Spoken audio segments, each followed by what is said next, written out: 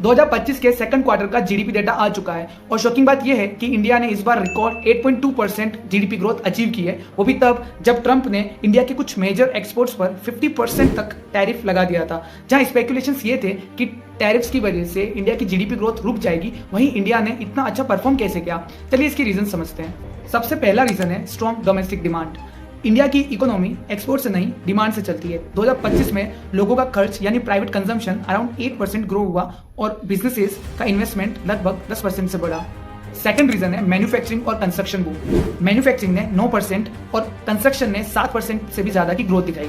Third reason है हमारी service sector की stability. IT, finance, tourism in सब ने मिलकर 9% से भी ज्यादा की ग्रोथ दिखाई और इन पर टैरिफ्स का लगभग कोई इंपैक्ट ही नहीं हुआ। फोर्थ रीजन है एक्सपोर्ट डाइवर्सिफिकेशन।